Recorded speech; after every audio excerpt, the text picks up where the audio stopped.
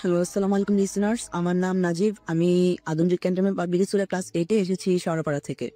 ওকে, আমরা করে যাই সরকার জি আচ্ছা, ঘটনাটা মেইনলি ঘটেছে আমার ছোট মামার সাথে। ছোট মামার সাথে যে বাসাটায় ঘটেছে সেটা হলো পশ্চিম শেওড়াপাড়ার একটি বাসা। আমি এক্সাক্ট লোকেশন বলবো না, বাসাটির নাম অনেকে বাটাবাড়ি নামে চিনে। আচ্ছা। সো আমি আগে প্রথমে বাসাটা একটু বর্ণনা দিয়ে নিই। বাসাটা হলো 4 তলার একটা বিল্ডিং, আর বিল্ডিং এর সামনে কতগুলো একটু ফাঁকা জায়গা আছে, ওই জায়গাটায় অনেক গাছপালা। আর আমাদের নানা ভাইদের বাসাটা ছিল হলো দোতলায়। নানা ভাইরা আর মামারা একসাথে থাকে যৌথ ফ্যামিলিতে। যেহেতু দোতলায় হওয়ায় গাছপালা অনেক মানে এরকম হতো যে ডালপালা বারান্দা দিয়ে ঘরে ঢুকে গেছে, এরকম মানে একটা গাছ ছমছমে পরিবেশ ছিল। আর একটু বাসাটা বর্ণনা দিয়ে নিই। বাসাটাতে ঢুকতেই সামনে একটা রুম, হাতের বাম পাশে ডাইনিং রুম, তার সামনে ড্রয়িং রুম, আর সামনে একটা করিডোরের মতো জায়গা, আরো 3টা বেডরুম। ঘটনাটা ঘটেছিল 2012 সালের মাঝে মাঝে একটা সময়ে। সেদিন আমার ঠিক এক্সাক্ট তারিখটা মনে নেই, আমি ঘটনা চলে আসছি। সেদিন আমি আর আমার আম্মু নানা বাসায় বেড়াতে গিয়েছিলাম। তো নানা বাসায় যাওয়ার পর প্ল্যানিং হয়ে যায় যে আমরা রাতেবেলা নানা বাসায় থেকে যাবো। এ কারণে আমি আর আমার আম্মু আমার ছোট মামার রুমে শোয়ার কারণে আমার ছোট মামা আরেকটা আনইউজ রুমে শুয়েছিল, যে রুমটা আমার খালামণি ছিল। খালামণি বিয়ের পর খালামণি চলে গেছে রুম থেকে, কারণ ওই রুমটা অনেকদিন ইউজ হয়নি। ছোট মামা ওই দিন ওই রুমে থাকবে বলেছে। তো রাতেবেলা আসলে আমরা তো ঘুমিয়ে গেছি। সকালবেলা ঘুম থেকে উঠে দেখি আমার ছোট মামা আমার ছোট মামার রুমে না থেকে আমার নানুর রুমে গিয়ে শুয়ে আছে। আর পরে ছোট মামাকে জিজ্ঞেস করলাম যে এখানে কেন, তুমি তোমার রুমে কি হয়েছে? পরে ছোট মামা আমাদেরকে কাহিনী বললো। মানে এই ঘটনাটা আপনার ছোট মামার কাছ থেকে শোনা। আর রাত আনুমানিক 1টার সময় আমার ছোট মামার ঘুম ভেঙে যায়। আচ্ছা। আর ছোট মামার ঘুম ভেঙে যাওয়ার পর ছোট মামা শুনতে পায় যে পা ছেঁচড়ে ছেঁচড়ে হাঁটার একটা আওয়াজ, মানে স্লিপ করে করে হাঁটছে এরকম একটা আওয়াজ, মানে বাঘ হুসে হুসে হাঁটছে খসখসে আওয়াজ হচ্ছে। আর ছোট মামা এটা এতটা মানে মাথায় নেয়নি, কারণ এটা ইউজুয়ালি বাসায় শোনা যেত। অনেক পুরানো বাসা দিয়ে তো মামা দোয়া দুরুদ পড়তে থাকে। আরেকটা কথা হচ্ছে আমার মামা ডান দিকে ফিরে শুয়েছিল, আর মামা দোয়া দুরুদ পড়তে থাকে। একটা সময় পায়ে হাঁটার অবস্থা শেষ হয়ে যায়, মানে মামা শুনতে পারে না। তো মামা কিছুক্ষণ পর রিল্যাক্স হয়ে ডিসাইড করলো যে ডান দিকে অনেকক্ষণ ফিরে শুয়ে আছে, একটু বাম দিকে নেবে, কারণ আনইজি লাগছিল।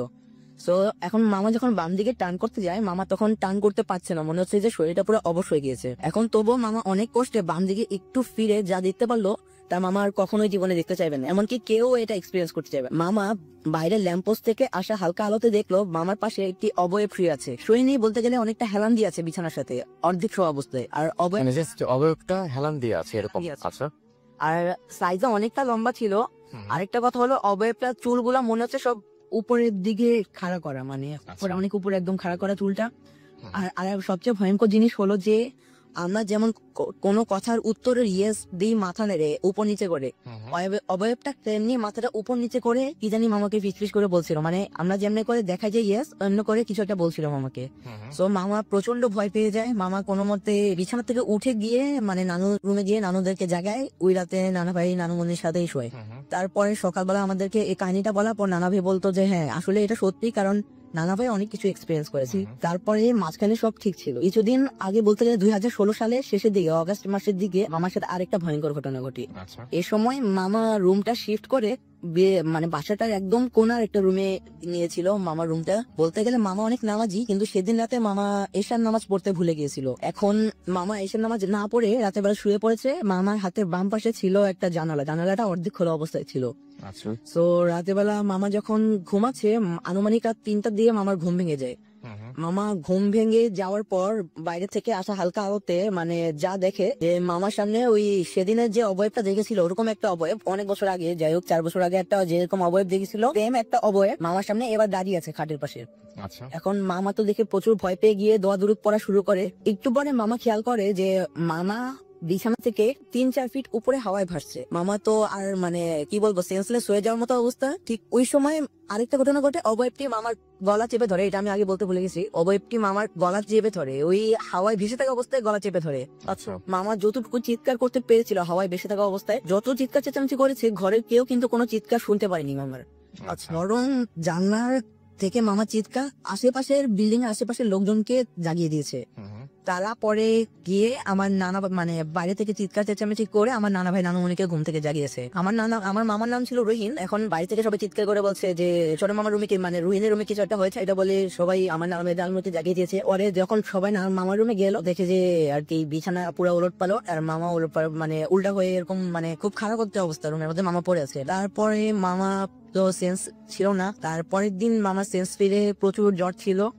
তারপরে একটু আমার নানা ভাই যেহেতু ধার্মিক, নানা ভাই একটু মানে সুরা টুরা পরে তারপরে ফু দিয়ে আর কি ঠিক করেছে, কিছুদিন লেগেছে ঠিক রিকভার করতে। পরে নানা ভাই বললো যে ওই দিন মানে ওনাদের বাসায় এমন কিছু একটা আছে যে নানা ভাই এটা আগে থেকে জানতো যে এটা আর কি কোনো ক্ষতি করতে চায় না, কিন্তু ওই দিন মামা হয়তো নামাজ পড়ে শোয় নাই, এই কারণে হয়তো এটার মানে রিয়াক্টটা দেখা দিয়েছে। সো এরপরে তো ওই বিল্ডিংটা আপাতত ভেঙে ফেলা হয়েছে, মানে মাল্টি স্টোর বিল্ডিং করবে, এই কারণে আমার মামারা বাসা শিফট করে নতুন বাসা গিয়েছে। এখন এখানেও পরপর 2 দিন ভয়ঙ্কর দুইটা ঘটনা ঘটেছে, এটা এখনো আমি এখনো জানতে পারিনি। মামার কাছ থেকে জানলে আমি নেক্সট টাইমে এসে শেয়ার করব। আপনাকে আপনার ঘটনার জন্য আপনাকে অনেক অনেক ধন্যবাদ। তো আমরা শুনছিলাম এতক্ষণ একটা ঘটনা, এবং আশা করছি যে এই ঘটনাটি আপনাদের ভালো লেগেছে। কিরকম লেগেছে সেটা অবশ্যই আপনাদের কাছ থেকে আরো পরে জানতে পারবো। আমরা একটা ঘটনায় চলে যাই, এবং এই ঘটনাটি আপনি আপনাদের ইমেইল করা এবং সেটা আপনারাই পাঠিয়েছেন, সেরকমই একটা ঘটনা আমি এই মুহূর্তে যাচ্ছি। লিখেছেন, আমি পাদ্য, বর্তমানে ঢাকা বিশ্ববিদ্যালয়ে পড়ছি। একটা সময় ভূত এফএম নিয়মিত শুনতাম, একটা ব্যক্তিগত কারণে এখন আর শোনা হয় না। তবে ভূত এফএমের ফ্যান আছি এখনো। বেশ কয়েকটি ঘটনা শেয়ার করতে চাই। কিছু ঘটনা আমার সাথে ঘটেছে, কিছু ঘটেছে আমার খুব কাছের মানুষের সাথে। এর কোনো একটি ঘটনা ভালো লাগলে লিসনারদের সাথে শেয়ার করবেন। তার আগে বলে রাখি, আমি খুব একটা ধার্মিক না, অতি প্রাকৃত কোনো কিছুতে আমার অগাধ বিশ্বাস নেই। আমি এসব ব্যাপার এড়িয়ে চলতেই স্বাচ্ছন্দ্য বোধ করি। যে ঘটনাগুলো আজকে শেয়ার করছি তা আমার জীবনে ঘটে যাওয়া বা কারো কাছ থেকে শোনা নিছক কিছু ঘটনা হিসেবেই বর্ণনা করছে। আমার কাছে এসব ঘটনার কোনো ব্যাখ্যা ছিল না বলে আমি এগুলোকে অতি প্রাকৃত হিসেবে ধরে নিচ্ছি। শ্রোতাদের কেউ যদি এগুলোর কোনো ব্যাখ্যা দাঁড় করাতে পারেন, আমি তাতে খুশি হব। সম্ভবত আমার জীবনে ঘটা সর্বপ্রথম অতি প্রাকৃত ঘটনা, যদিও বলছি আমার সাথে ঘটা, আসলে সেই ঘটনার কিছুই আমার মনে নেই, কারণ আমার বয়স তখন 2 কি 3 বছর হবে। তাই বলা যায় পুরো ঘটনার সাক্ষী আমার বাবা মাই। ঘটনাটি শুনেছি আমার এক আন্টির কাছ থেকে। আমার বাবা মা আমাকে কখনো এই ঘটনাটি জানাননি। এর পেছনে 2টো কারণ থাকতে পারে। তারা উভয়ই যথেষ্ট বাস্তববাদী ও বিজ্ঞান মনস্ক মানুষ, তাই তারা আজও বিশ্বাস করেন ঘটনাটি স্বাভাবিক কোনো ঘটনাই ছিল। হয়তো তারা এর ব্যাখ্যা জানতেন না। ঘটনাগুলো শুনলে আমার শিশু মনে নেতিবাচক প্রভাব পড়তে পারে। মূল ঘটনায় আসি। আমার বাবা সরকারি কর্মকর্তা হওয়ায় প্রায়ই আমার বাবা মাকে এক শহর ছেড়ে অন্য শহরে গিয়ে থাকতে হতো। ওই সময়টায় তারা ছিলেন ময়মনসিংহ শহরটা ছিল তাদের কাছে নতুন। এর আগে তারা কখনো সেখানে যাননি, কিংবা তাদের পূর্ব পরিচিত কেউ সেখানে থাকতেন না। আমি শুনেছি ময়মনসিংহে সে সময় পাকা দালানের সংখ্যা যেমন কম ছিল, তেমনি ধান ক্ষেত আর গাছপালা ছিল প্রচুর।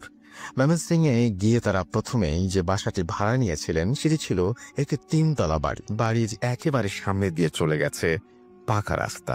বাড়িটির এক পাশে একটা বিশাল ধান ক্ষেত, আর পেছনের দিকে বড় বড় গাছ আর ঝোপঝাড়, এর মাঝে ছোটখাটো জঙ্গল। উল্লেখ করি যে ডক্টরস কোয়ার্টারে থাকতে চাইলে কিছু অফিসিয়াল প্রসেসের মধ্য দিয়ে যেতে হয়, যা তখন সম্পন্ন হয়। তাই বাধ্য হয়ে আমাদের ভাড়া বাসাতেই শিফট করতে হয়। বাবা মা আর আমি সেই ফ্ল্যাটেই থাকতে লাগলাম।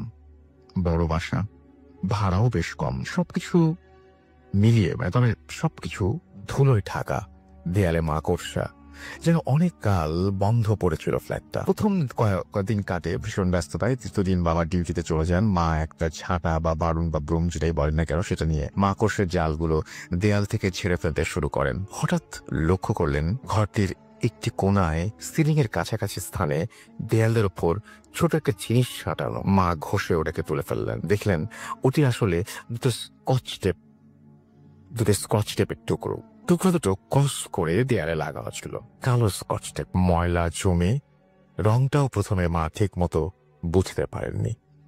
কসটার ভেতর থেকে বের হয়ে এলো একটা তাবিজ। মা ব্যাপারটি আমলে নিলেন না। তারপর একে একে মা এরকম কালো স্কচ টেপ সাঁটা আরো 3টি তাবিজ খুঁজে পেলেন। বসার ঘর, অন্য আরেকটি শোবার ঘর এবং একটা ওয়াশরুমের কোনায়। মা লক্ষ্য করলেন ওই 4টি তাবিজ পুরো ফ্ল্যাটের 4টা কোনায় লাগানো, সবগুলো দেয়ালে সাঁটানো ছিল একইভাবে। তিনি ব্যাপারটা খুব একটা গুরুত্ব দিলেন না এবং তাবিজগুলো তিনি ময়লার ঝুড়িতে ফেলে দিলেন। এসবে আমার বাবা মার কোনো বিশ্বাস ছিল না।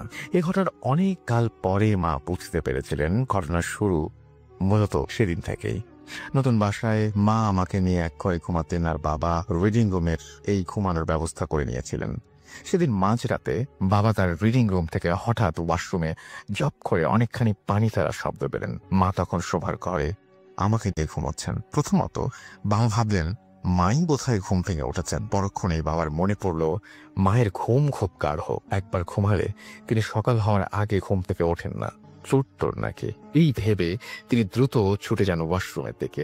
আর তখনই তুম দাম শব্দ, যেন খুব বড় আর অত্যধিক ওজনের কেউ একজন দৌড়ে চলে গেল। শব্দটা বারান্দা পর্যন্ত গিয়ে থেমে যায়। আমার বাবা খুব সাহসী মানুষ, তাই মাকে তিনি ব্যাপারটা না জানিয়ে নিজেই এর ব্যাখ্যা বের করার চেষ্টা করতে লাগলেন। এরপর প্রতি রাতেই এরকম দৌড়ানোর শব্দ, টয়লেটে পানি ঢালা, রান্নাঘরে ঝনঝন শব্দ ক্রমাগত চলতে লাগলো। কিন্তু বাবা খুবই আশ্চর্য হলেন যখন লক্ষ্য করলেন মাঝরাতে তার ফ্ল্যাটে এত শব্দ হওয়ার পরও নিচের ফ্ল্যাটগুলো থেকে কমপ্লেন আসতো না। এদিকে হঠাৎ একদিন সকালে বাবা চা যখন খাচ্ছিলেন, মা খুব বিরক্ত হয়ে বলে উঠলেন, উফ, আর পারি না তোমাকে নিয়ে, কতবার বলেছি রাতে বিস্কিট খেলে কৌটার ঢাকনাটা ভালোভাবে চাপ দিয়ে আটকাবে। প্রায়ই দেখি কৌটার ঢাকনা ঠিক মতো লাগানো নেই। একদিন বিস্কিট বাতাস ঢুকে সব শেষ। বাবা চা রেখে কিছুক্ষণ মায়ের দিকে তাকিয়ে বললেন, সব গুছাও, বাসা চেঞ্জ করব। মা তো অবাক, সে কি অ্যাডভান্স না দেয়া আছে, আর এখন মাসের মাঝখানে বাসা পাবো কোথায়? বাবা বললেন, খোঁজে দেখছি। এটা নিয়ে বাবা মায়ের মধ্যে এর বেশি আর আলোচনা হয়নি। বাবা হন্যে হয়ে বাসা খুঁজতে লাগলেন।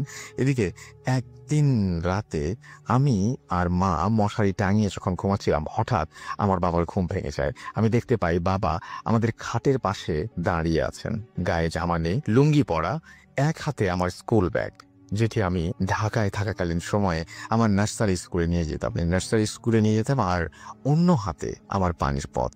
বাবা হাত পা চারিদিকে মেলে দাঁড়িয়ে আছেন, সিলিং এর দিকে মুখ করে। আবছা আলোয় তাই দেখছিলাম আমি, এবং প্রচন্ড ভয় করতে লাগলো। মাকে ডাকবো না, খাট থেকে নেমে গিয়ে বাবার কাছে গিয়ে জিজ্ঞেস করব বাবা কি চায়, বুঝতে পারছি না। আমি মশারিটা তুলতেই হঠাৎ মা আমার হাত চেপে ধরে আমাকে দেয়ালের সাইডে নিয়ে নিজে আমার পাশটাতে দেয়ালের দিকে মুখ করে শুয়ে আমাকে কোলের মধ্যে চেপে ধরে রাখেন এবং বিড়বিড় করে কিছু বলতে লাগেন। আমার প্রশ্ন হলো, তাহলে মাও কি দেখেছেন জিনিসটা? আমি এক সময় ঘুমিয়ে পড়ি। পরদিন সকালে মা বাবাকে জিজ্ঞেস করেন, শরীর তো খারাপ মনে হচ্ছে, সারা রাত ঘুমাওনি? মা কিছু বললেন না, কিন্তু আমি বলে দিলাম। বয়সের তুলনায় দ্রুতই কথা বলতে শিখেছিলাম, এই সব কথা গুছিয়ে বললাম। মা আমাকে থামাতে চেষ্টা করলেন, কিন্তু বাবা পাত্তা না দিয়ে পুরো কথাটা মনোযোগ দিয়ে শুনলেন। একদিন বাবা ফজরের আজানের আগে আগে বারান্দায় দাঁড়িয়েছিলেন। হঠাৎ বারান্দার কাছেই বাগানের বড় একটা গাছ, সেই গাছের মগডালে, কি গাছ আমার মনে নেই, ধপ করে আগুন জ্বলে উঠল। বাবা তো সব কোনো কারণ ছাড়াই আগুন ধোঁয়া হয়ে সেখানে দাঁড়িয়ে রয়েছেন। ওদিকে আগুন দ্রুত ছড়িয়ে যাচ্ছে এবং আশেপাশের কয়েকটা বড় গাছেও সেটা ছড়িয়ে গেল। নিচে একতলা টিনের বাড়িতে থাকতেন কেয়ারটেকার। তিনি প্রথম বের হয়ে চিৎকার করলেন, বাবা হুঁশ ফিরল। নিচ থেকে, ছাদ থেকে, বারান্দা থেকে যে যেভাবে পারলো পানি ছিটিয়ে আগুন নেভালো, কিন্তু পুরোপুরি নিভছিল না। ফজরের আজান দিলে সবাইকে চমকে দিয়ে আগুন নিচ থেকে নিভে যায়। সবাই ভাবলো যে হয়তো ছাদ থেকে ওই গাছটার উপর জ্বলন্ত কোনো সিগারেট বা কিছু একটা ফেলেছে, কিন্তু বাড়িওয়ালা নিশ্চিত করলেন ছাদ তালা বন্ধই ছিল। তিনি ছাড়া আর কেউ ছাদের চাবি তার কারো কাছে নেই। সবকিছু যখন খুব বেশি রহস্যময় হয়ে উঠছিল, তখন হঠাৎ একদিন আমাদের বাসায় এসে হাজির হন এক ভদ্র মহিলা। আমাদের আগে তিনিও তার পরিবার ওই ফ্ল্যাটটাতে ভাড়া থাকতেন, তাও বেশ অনেক বছর আগে। তিনি এসেছিলেন আমাদের বাড়িওয়ালার সাথে দেখা করতে। ওপরতলায় একজন ডাক্তার থাকেন। এই খবর পেয়ে তিনি আমাদের বাসায় আসেন। বাবার সাথে তার একটা সমস্যা নিয়ে আলোচনাও করেন। জিজ্ঞাসা না করতেই তিনি আমার বাবাকে আলাপের এক পর্যায়ে বলেন, জানেন এ বাসায় জিন থাকে? তারপর তিনি সেই তাবিজের ব্যাপারটা বলেন। তিনি জানান অনেক আগে ওই ফ্ল্যাটটিতে একটা বৃদ্ধা থাকতেন, তার সন্তানেরা তার কোনো খোঁজ খবর নিতেন না। একাকিত্ব কাটাতে তিনি কোরআন পড়ে সময় কাটাতেন। বিমার ছিল, তিনি জিনের আমল করতেন। এই ফ্ল্যাটটিতেই বৃদ্ধার মৃত্যু হয়েছিল। ভদ্র মহিলার মতে জিনটা হয়তো ফ্ল্যাটেই রয়ে গিয়েছিল। এই ঘটনার কিছু পরে আমরা ফ্ল্যাট শিফট করে নতুন বাসায় চলে যাই। I have so many other experiences to share, এবং ইন্টারেস্টেড হলে প্লিজ রেসপন্স। অ্যান্ড তিনি বলেছেন যে তিনি আরো অনেক কিছু পাঠাবেন আমাদেরকে। তো আমি আপনাদের আপনার প্রথম ঘটনাটা পড়ে শোনালাম। সো আশা করবো যে নেক্সট ঘটনাটা আপনি যত দ্রুত সম্ভব পাঠিয়ে দিবেন আমাদের কাছে। একটু আপনার নামটা বলবেন? কোসেকশন। আমি আসিফ সরকার। আমি আসছি পাবনা জেলার চাটমোট থানা অন্তর্গত সাইকুলা নামে একটি গ্রাম থেকে। তো গ্রামের পাশ দিয়ে বয়ে গেছে চলন বিল। আর আমি আজকে যে ঘটনাটি আপনাদের মাঝে শেয়ার করব, চলন বিলেরই একটি ঘটনা। শুনি আপনার ঘটনা।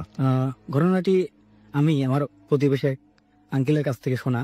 তো ওনার নামটা আলেক সর্দার। তো রাসেল ভাই, একটা কথা বলে রাখি, আমাদের চলন বিলে যখন পানি আসে তো পুরাটা চলন বিল কানায় কানায় পানিতে ভরে যায়, সেখানে অনেক মাছ থাকে। তো বিলের পানি যখন শুকায় যায়, তো শুকায় যাইতে লাগলে এক সময় দেখা যায় যে বিলের মধ্যে কিছু ডোবার মতো কিছু অংশ করা থাকে, যেগুলো আমরা অন্য ভাষায় পুকুর বলি, কিন্তু গ্রাম্য ভাষায় ডোবা বলা হয়। তো আঙ্কেলের একটা ডোবা ছিল, তো পানি চলে যাওয়ার পর ওখানে পানি আটকে থাকার কারণে মানে বড় বড় মাছ আটকে যায়। তো আমার ঘটনাটা এই ডোবাকে নিয়ে। আচ্ছা। তো আঙ্কেল ডোবার মাছ থাকার কারণে দেখা যায় যে অনেক সময় মাছ চুরি করে নিয়ে যায়, চোর আসে রাতে জাল দিয়ে মাছ ধরে। তো তার জন্য আঙ্কেল ডোবার পারে ছোট ঘরের মতো করে রাখে। আচ্ছা। তো ওখানেই উনি রাত্রি যাপন করেন এবং ডোবা পাহারা দেন। তো নেক্সটে যখন কোনো একদিন আঙ্কেল ঘরের মধ্যে শুয়ে আছেন, ঠিক এমন তো অবস্থায় উনি পায়ের আওয়াজ শুনতে পান। আচ্ছা। তো উনি যখন বাইরে একটু তাকান, উনি দেখতে পান তার ঘরের পাশ দিয়ে দুইটা লোক হেঁটে যাচ্ছে। তো ওনার একটু কৌতূহল হয়, হয়তো উনি ভাবেন যে হয়তো চোর হবে। তো উনি যখন বিষয়টা জানার জন্য ওনাদের দুজনকে ফলো করে। তো আরেকটা কথা বলে রাখি, দুবার পাশে ইরিগেশন, ওখানে ইরি জমি, আবাদি জমিতে ইরি ধান লাগানো আছে। তো উনি কিছুক্ষণ এগিয়ে যাওয়ার পর দেখতে পান লোক দুইটা ইরির জমির আইলের পাশে কি যেন করছে। উনি কিছুক্ষণ পর ওখানে দৌড়ে যান এবং তার হাতে একটা লাঠি ছিল। তো বরাবর এক ব্যক্তি ওখান থেকে পালায় যায় এবং তিনি আরেক ব্যক্তিকে ধরে ফেলেন। তো উনি ভাবেন চোর। তো এক পর্যায়ে লোকটি বলে আসলে উনি চোর না, উনি একটা কাজের জন্য এখানে আসছেন, উনি একটা কবিরাজ। তো উনি দেখতে পান লোকটার পাশে একটা ব্যাগ। আর তখন উনি জিজ্ঞান আসলে ব্যাগটার মধ্যে কি আছে। তো লোকটা বলে আসলে এখানে কিছুই নাই, এখানে যা আছে এটা দিয়ে আপনার কোনো ক্ষতি হবে না, আসলে আমি কোনো ক্ষতি করতে আসিনি আপনার। তো উনি একসময় নাসর বলেন যে আমাকে দেখাতে হবে। তো লোকটা যখন ব্যাগটা মধ্যে থেকে কিছু বের করে, কিছু খড়ের গাদা আছে এবং সেখানে তার মধ্যে একটা বাচ্চার লাশ। আচ্ছা। তো আঙ্কেল লাশটা দেখে আসলে উনি বিষয়টা দেখার জন্য প্রস্তুত ছিলেন না। তো এক পর্যায়ে উনি বলেন যে আসলে লাশটা দিয়ে তুমি কি করবে। তো উনি বলেন যে বাচ্চার যে লাশ, তার শরীরে হাড় দিয়ে উনি মন্ত্র সাধনার কিছু কাজ করবে। আচ্ছা। তো উনি এক পর্যায়ে লোকটার সঙ্গে একটু তর্কে বিতর্কে জড়িয়ে যায় এবং তার নামে মারামারি ধস্তাধস্তি হয়। তো লোকটা এক পর্যায়ে ওখান থেকে পালায় যায়। তো আঙ্কেল রাত্রিবেলায় পুকুর পাড়ে ছোট একটা কবরের মতো করে বাচ্চাটাকে ওখানে একটা কবর দিয়ে দেন। দিয়ে দেওয়ার পর রাসেল ভাই, ঘটনা এখানে শেষ হতে পারতো, কিন্তু তার কিছুদিন পর আঙ্কেল কোন একটা কারণবশত ডোবার পাহারা দিতে যেতে পারেন না। তো তার ভাতিজা এবং তার ছোট ছেলেকে পাঠান। তো ওনারা দুজন যখন ওখানে যায়, ঠিক রাত 12টার দিকে তারা একটা বাচ্চার কান্নার আওয়াজ শুনতে পায়। তো বাচ্চার কান্নার আওয়াজ শোনার পরে কৌতূহল বশত ওনারা বুঝতে পারেন না যে এত রাত্রে বিলের মধ্যে একটা বাচ্চা। তো দুইজন বেরিয়ে পড়ে, হাতে টর্চ। তো ওনারা দুইজন যে জিনিসটা দেখেন রাসেল ভাই, যে একটা ছোট বাচ্চা পুকুরের পাড় দিয়ে দৌড়াচ্ছে। তো বিষয়টা দেখার পরে ওরা যথারীতি দুইজন খুব ভয় পেয়ে যায় এবং সেখান থেকে 3 কিলো রাস্তা দৌড়ে বাড়িতে আসে এবং সেন্সলেস হয়ে যায়। আচ্ছা। তো আঙ্কেল যখন পুনরায় আসে, আঙ্কেলকে সবকিছু বলার পর আঙ্কেল ততটা বিষয়টা মাথায় রাখেন না। তো তার কিছুদিন পরে উনি আবার যখন ডোবা পাহারা দিতে যান, তো ঠিক একদিন রাতে আঙ্কেলও শুনতে পান একটা বাচ্চার কান্নার আওয়াজ। তো উনি তখন বের হয়ে দেখেন একটা ছোট বাচ্চা। আর একটা কথা বলে রাখি রাসেল ভাই, ওই ডোবার মধ্যে মাছের খাবার দেওয়ার জন্য ছোট একটা নৌকা রাখা থাকে। আচ্ছা। তো যখন আঙ্কেল বের হন, তুমি দেখেন যে পাড়ের উপর দিয়ে ছোট বাচ্চা দৌড়াচ্ছে এবং সে লাফ দিয়ে, ওখানে কিছু কাশফুল আছে, কাশফুলের উপরে বসছে, কিছু পানির মধ্যে লাফাচ্ছে, পানির মধ্যে পা দিয়ে নাড়াচাড়া করছে, আবার মাঝের নৌকার উপর লাফাচ্ছে।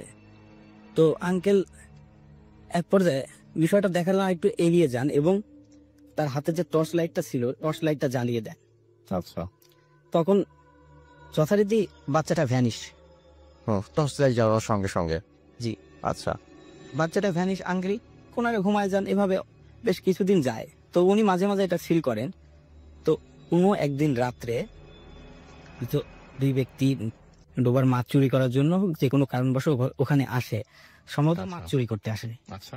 তো এখন তারা ডোবার মধ্যে জাল ফেলে। তো জাল ফেলার পর রাসেল ভাই ডোবাতে মানে পুকুরে আর বিলে যেখানে জাল ফেলা যায়, যদি বড় কোনো মাছ ওঠে, যে জালটা ধরে রাখে সে বুঝতে পারে। আচ্ছা। তো তারা দুজন ভাবে যে অনেক বড় একটা মাছ, মানে অনেক ওজন, এবং জালটা খুব জোরে সরে নড়াচ্ছে। তো খুব কষ্ট করে যখন দুজন জালটা উপরে উঠায়, তো অন্ধকার রাত, তো তারা দেখার জন্য তাদের হাতে ছোট টর্চটা যখন তারা ছোট টর্চটা জালের দিকে ধরে, তারা দেখে একটি জ্যান্ত বাচ্চা চোখ বড় বড় করে তাদের দিকে তাকিয়ে আছে। My goodness. তো মানে একটা ছোট বাচ্চা, তারা সবাই যেই মুহূর্তে দেখতে পায়, যে মুহূর্তে খোলে সেই মুহূর্তে দেখতে পায় জাল তোলে, তখন তারা দেখতে পায় যে তাদের দিকে তাকিয়ে আছে। ওকে। তো এমন তো অবস্থা দেখে একজন ওখান থেকে দৌড়ে পালিয়ে যায়, আর একজন ওখানে খুব জোরে একটা চিৎকার দিয়ে পড়ে যায়। আচ্ছা। তো আঙ্কেল চিৎকারের শব্দ শুনে হয়তো উনি জায়গা পেয়ে যান। উনি পুকুরের চারপাশ দিয়ে যখন লাইট ধরে দেখতে লাগেন, তখন দেখেন যে একজন ব্যক্তি পড়ে আছে। তো যেহেতু সে যাই হোক একজন ব্যক্তি পড়ে আছে, তো উনি ওনাকে এনে তার বাড়িতে নিয়ে যান। তো পরের দিন যখন লোকটা সুস্থ হয়, তো লোকটার কাছ থেকে উনি সবকিছু জানতে পারে। আর এই ছিল আমার ঘটনা। আর একটা কথা রাসেল ভাই, আমাদের চলনবিল এলাকাতে ওই পুকুরটাতে, বিশেষ করে চলনবিলে আরো অনেক কাহিনী ঘটে। বিশেষ করে ওই পুকুরটাতে ওখান দিয়ে রাত্রেবেলা যদি কোনো নৌকা মাছ মারার উদ্দেশ্যে কোনো জেলে নৌকা অথবা এমনিতে কোনো নৌকা যাইতে লাগে, তো ওই পুকুরের অংশের মধ্যে দিয়ে যখন বিল পানিতে ভরা থাকে, নৌকাটা লাইনচ্যুত হয়। আসলে মানে কথাটা এরকম, ডুবে যায়, অনেক সময় ডুবে যায়, অন্যদিকে চলে যায়, দিকটা ভুলে যায়, দিকভ্রম হয়, তাই তো? জি, এসি আমার ঘটনা রাসেল ভাই। Thank you so much. আপনার কাছে পারি তাহলে আবারও ফিরে আসবো। এতক্ষণ শুনছিলেন একটা চমৎকার ঘটনা, এবং এই ঘটনাটা আশা করছি আপনাদের সবার ভালো লেগেছে। আমরা পরবর্তী ঘটনায় যাবো, তবে এই ঘটনাটি অবশ্যই একটা ইমেইল থেকে পড়বো। অ্যান্ড এই ইমেলটা পাঠিয়েছেন আপনাদেরই কেউ একজন, এবং তার নামটা আমি দেখি পড়া যাবে কিনা, যেভাবে আছে সেভাবেই পড়ছি, যেভাবে লেখা আছে আর কি। আসসালামু আলাইকুম রাসেল ভাই, ভূতাশ্রমের সকল শ্রোতাবৃন্দ। যে ঘটনাটি আপনাদেরকে শোনাতে যাচ্ছি সেটা আমার দাদুর কাছ থেকে শোনা। ঘটনায় চলে যাচ্ছে। আমার দাদুর বয়স তখন 12 থেকে 14 বছর ছিল। তখনকার সময় খুব কম মানুষই পড়াশোনা করত। আমার দাদু তেমন পড়াশোনা করেন নাই। আমার দাদুর বাবা কাজ করতেন, তাদের বাড়ি থেকে প্রায় 2-3 মাইল ছিল সেখানে, এবং সেখানে খেতে কাজ করতে, এবং সেই ক্ষেতটা ছিল বাড়ি থেকে 2-3 মাইল। আমার দাদু আমার বাবার সাথে কাজে যেতেন। আমার দাদুদের সাথে তাদের বাড়ির আরো বেশ কিছু মানুষও খেতে কাজ করতে যেতেন। আমার দাদুর বাবা যখন খেতে কাজ করতেন, তখন দাদু ক্ষেতের আশেপাশে খেলা করতেন। কোনো সময় কখনো কখনো তিনি খেলতে খেলতে অনেক দূরেও চলে যেতেন। তেমনি একদিন আমার দাদুর বাবা কাজ করছিলেন। কাজ করতে করতে কখন যে সন্ধ্যা হয়ে গেল তিনি টেরও পেলেন না। এক পর্যায়ে তিনি খেয়াল করলেন যে তার সাথে কাজ করতে আসা আশেপাশের লোকজনগুলো চলে গিয়েছে। তিনিও আস্তে আস্তে কাজ গুছাতে শুরু করলেন। গুছাতে তিনি তার ছেলেকে ডাকতে লাগলেন। তিনি তাকে আশেপাশে খুঁজে পেলেন না। তিনি এদিক ওদিক খোঁজাখুঁজির পর তাকে একটা বাড়ির উঠানে পেলেন। সেখানে গিয়ে তিনি দেখলেন একজন মহিলা কান্না করছেন। সময় তখন সন্ধ্যা হয়ে গিয়েছে। মহিলাটিকে কান্না করার কারণ তিনি জিজ্ঞেস করলেন, এবং জানতে পারলেন যে তার স্বামী মারা গিয়েছে, এবং তখনকার সময় নাকি একটা বাড়ি থেকে আরেকটা বাড়ির দূরত্ব অনেক দূরে ছিল, আর মহিলাটির বাড়ির আশেপাশে কোনো বাড়িও ছিল না। তখন আমার দাদুর বাবা মহিলাটিকে বললেন যে আগুন নিয়ে লাশটার পাশে বসে থাকার জন্য, এবং কোনো অবস্থাতেই যেন লাশটিকে একা ফেলে না যান তিনি। এই বলে আমার দাদুর বাবা এবং আমার দাদু তাদের বাড়ি থেকে চলে আসলেন অন্যান্য লোকদের ডেকে আনার জন্য।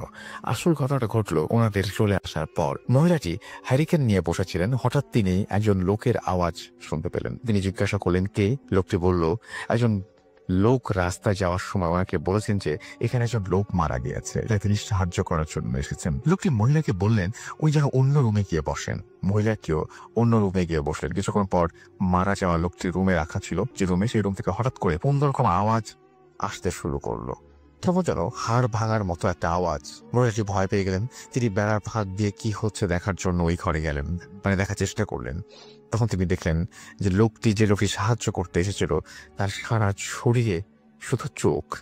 একটি মানুষ, তার সারা শরীরে চোখ। এই দৃশ্যটি দেখে তিনি প্রচন্ড ভয় পেয়ে যান। ভয়ে তিনি বাইরে চলে আসেন এবং চিৎকার করতে শুরু করেন, আল্লাহর অসীম রহমত ততক্ষণ আমার দাদুর বাবা আরো কিছু লোক নিয়ে চলে এসেছেন। তারা মহিলাটির আওয়াজ শুনে এক প্রকার দৌড়ে তাড়াতাড়ি মহিলাটির কাছে এসে জিজ্ঞাসা করলেন কি হয়েছে। তখন মহিলাটি বললেন তিনি যাওয়ার পর একজন লোক এসেছিল তার কাছে এবং পুরো ঘটনাটি তিনি বললেন এবং তিনি বললেন যে কি কি ঘটেছিল।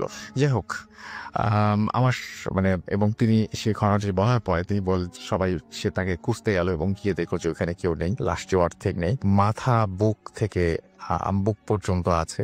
এই দৃশ্যটি দেখে সবাই ভয় পেয়ে যান এবং এরপর সিদ্ধান্ত হলো যে লাশটিকে এখনই কবর দেওয়া হবে। এই ছিল ঘটনা। ভালো লাগলে পড়ে শোনাবেন, এটাই তিনি লিখেছেন। Thank you very much. আপনার ঘটনার জন্য আপনাকে অসংখ্য ধন্যবাদ। এবং এরকম ঘটনা আমরা এর আগেও পেয়েছি। এবং লাশ খাওয়ার যে ব্যাপারটা, এটা হচ্ছে দুটো ধরনের পেয়েছে। একটা হচ্ছে কোনো মানে হয়তো মানে জীবিত মানুষ হয়তো মানসিকভাবে বিকারগ্রস্ত বা এরকম কোনো কারণে তিনি লাশের মাংস খান। এবং আরো কিছু ব্যাপার হচ্ছে যেটা হচ্ছে অতি প্রাকৃত, যারা হয়তো অস্তিত্ব হয়তো এই পৃথিবীতে নেই বা পৃথিবীতে আছে, যারা হয়তো ঠিক মানুষ না, তাদের যে ব্যাপারটা সেটা অবশ্যই একেবারেই আলাদা একটা ব্যাপার। এবং আপনারা অনেকে হয়তো এই সব সম্পর্কে জানেনও। হ্যালো রাসেল ভাই, আমি শারমিন বলছি ঢাকা থেকে। আমার লাইফে ঘটে যাওয়া খুব ছোট্ট একটি কাহিনী যেটা আপনার সাথে শেয়ার করতে চাই। আমার হামটাউন নওগাঁতে, নওগাঁ শহর থেকে একটু দূরে ছোট্ট একটি গ্রামে আমার জন্ম। আমার স্কুলের ঘটনা, সেই গ্রামে থাকা অবস্থায় আমার স্কুল রিলেটেড যে ঘটনা সেটা আপনাকে বলছি। আমার স্কুলের লোকেশনটা আপনাকে বলি। মেইন রোডের পাশে ছিল সেই স্কুলটি। স্কুল থেকে আমার বাসা যেতে 2 থেকে 3 মিনিট লাগতো।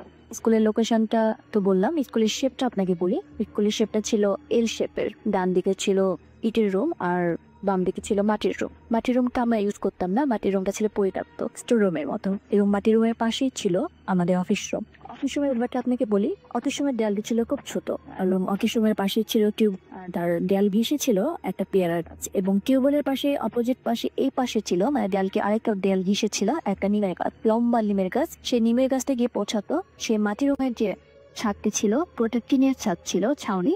সেই টিনের ছাদে একদম মিডিল পয়েন্টে চুপ হয়ে থাকতো, পাতাগুলো ঝাউ হয়ে খুব সুন্দর লাগতো দেখতে। তো প্রতিদিন আমরা বিকেলবেলা খেলতে যেতাম এবং অফিস বন্ধ থাকলে একমাত্র যার উপায় ছিল অফিসের যে ছোট্ট সেই দেয়ালটি বেয়ে দেয়ালের পাশেই যে পেয়ারা গাছ ছিল, পেয়ারা গাছের ডালটি অফিসের দেয়াল দিয়ে নিচে পড়তো। সেই ডালটি দেবে আমরা সেই পেয়ারা গাছে উঠতাম, পেয়ারা খাইতাম। তো প্রতিদিনের মতো সেদিন আমরা খেলতে গিয়েছিলাম। বাড়িতে ছিল বৃহস্পতিবার, সেদিন ছিল আমাদের গ্রামে হাট এবং সেদিন আমাদের মোটামুটি গ্রামের ছেলেরা খুব একটা ছিল না, সবাই হাটে গিয়েছিল। তো বিকাল নাগাদ আমরা খেলতে যাই। সে পদ্ধতিতেই আমরা সেই পেয়ারা গাছে উঠে পেয়ারা গাছ শুরু করি। প্রতিদিনের মতো আমি একটা কথা বলতাম, ওই জায়গাটা দেখে যে জায়গাতে নিমের গাছটা চুপ হয়ে থাকতো, মেন যে পয়েন্টে নিমের গাছ গিয়ে পড়তো ডালগুলো, সেখান থেকে পুরো গ্রামটাকে দেখা যেত। আমি প্রতিদিন বলতাম ওখানে যদি উঠতে পারতাম, কিন্তু ওখানে আপনার একদমই পসিবল ছিল না, কারণ উচ্চতা অনেক ছিল এবং সামনেটা অনেক উঁচাতে ছিল ও সেটাতে রিচ করে একদমই পসিবল ছিল না। শুধু এক উপায় সেখানে যাওয়া যেত, সেটা হচ্ছে মই বেয়ে যেতে সেই জায়গাতে যাওয়া যেত।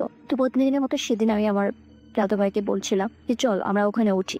তো আমার চাতু ভাই আমাকে বলছিল তুই সবসময় উল্টা কথা বলিস, ওখানে কিভাবে যাবো আমরা তো অনেক ছোট, ওখানে যাইতে কিছুতেই সম্ভব না। তো আমি বলতাম আমার যেতে খুব ইচ্ছা করছে, চল না যাই। তো আমাকে বকাচকা করতো প্রতিদিনের মতো, এরকম করতাম আর পেয়ারা খাইতাম। তারপর বিকেল করে যখন সন্ধ্যা লাগা যাওয়া অবস্থা, তখন আমার চাতু ভাই আমাকে বলে চল বাসায় চলে যায়। তখন আমাকে বলিস না একটু থাক না, আমার ওখানে যাইতে খুব ইচ্ছে করছে, সন্ধ্যার সময় পুরো গ্রামটা যেখানে অনেক ভালো লাগে, চল আমরা ওখানে উঠি। তখন আমাকে আরো বকাঝকা করে, তুই কি বলছিস এইসব, আমরা ওখানে কিভাবে যাবো, দেখছিস না কত উঁচু, আমরা তো অনেক ছোট, আমরা যেতে পারবো না, চল বাসায় যাই। তারপরে কি হয় আমার একদমই খেয়াল নেই, কিছুই মনে নেই।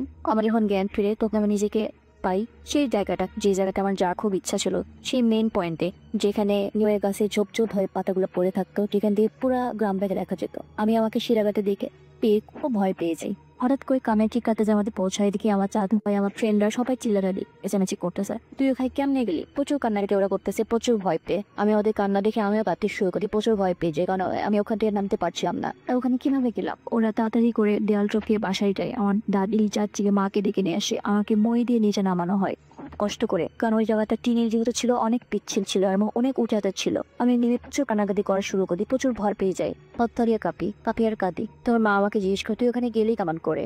মা আমার চাচা ভাইকে জিজ্ঞেস করে যে ও গেল কিভাবে। আমার চাচা ভাই বলে জানি না, আমরা পেয়ারা খাচ্ছিলাম, হুট করে ও বলছিল যে ওখানে যাবে। আমি অনেক বকাঝকা করছিলাম। তারপরে যে কিভাবে গেলাম আমি কিছু বলতে পারবো না, আমার নিজেদের মনে খেলছিলাম, বুঝতে পারিনি। তারপরে আমি বাসায় চলে যাই, সন্ধ্যা লেগে যায়, প্রচুর জ্বর আসে আমার রাত্রে, প্রায় 7 দিন সে জ্বরতে থাকে। 7 দিন যখন জ্বর ছিল আমি রুমে ফিল করতে পারি যে রুমে কে যেন একটা আছে। আমি বাড়িতে কে যেন একটা রুমে একজন আছে, তার অস্তিত্ব বুঝতে পারি। কেমন যেন রুমটি শীতল হয়ে থাকতো।